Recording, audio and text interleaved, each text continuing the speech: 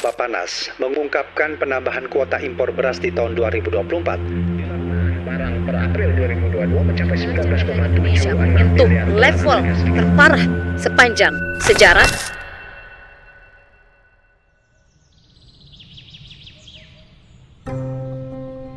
Kita semua tahu, Indonesia adalah negeri agraris dengan potensi yang sangat besar. Namun di balik julukan itu, kita menghadapi kenyataan pahit. Lahan menyusut, produktivitas stagnan, impor meningkat, dan regenerasi petani berjalan lambat. Tahun 2024, luas panen padi Indonesia hanya mencapai 10,05 juta hektar, turun lebih dari 167.000 hektar dibanding tahun sebelumnya. Produksi beras pun ikut menyusut menjadi 30,62 juta ton, berkurang hampir setengah juta ton dari tahun 2023. Angka ini menunjukkan betapa pangan pokok kita semakin rentan. Para petani berada di garis depan, tapi justru mereka lah yang paling merasakan beratnya tantangan.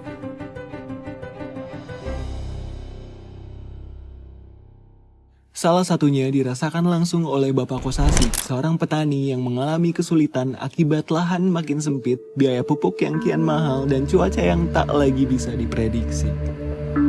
Yang saya ada masalah untuk pertanian ya istilahnya hama. Karena hama kan Bogor Barat itu bertaninya beraneka ragam, jadi nggak istilahnya nggak semua sama gitu, jadi macam-macam. Kadang-kadang menanggulangi hama itu karena kesulitannya karena orang petani yang lain nyemprot, dia nanam apa gitu kan, kita nanam ini susah juga gitu. Kalau untuk iklim cuaca kan istilahnya Bogor itu memang kota hujan, cuma kan sekarang nggak istilahnya dijamin kota hujan gitu, tetap aja kita cuaca masalahnya nggak nentu ya, mungkin karena perubahan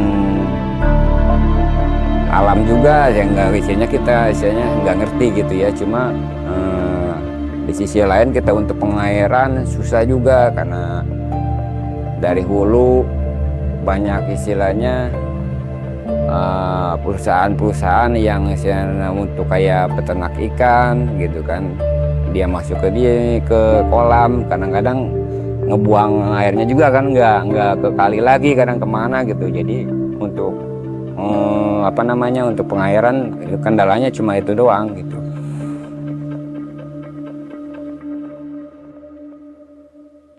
Tapi di balik itu semua, sebuah harapan muncul lewat satu inovasi yang bernama Smart Greenhouse berbasis IoT yang mampu mengontrol suhu, kelembaban, irigasi, hingga nutrisi tanaman secara otomatis.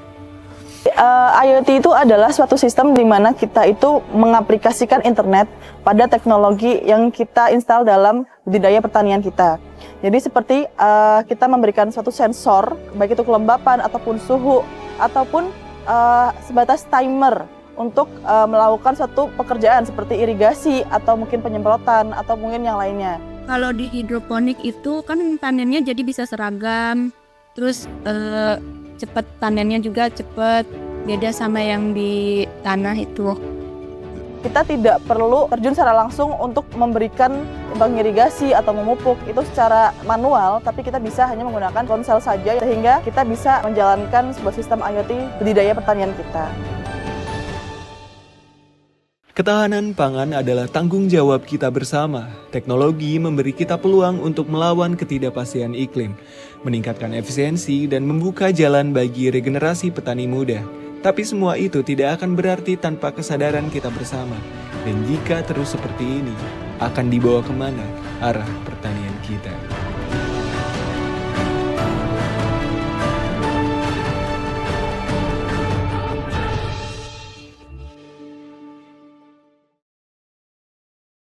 Teknologi telah membuka jalan baru bagi petani Indonesia.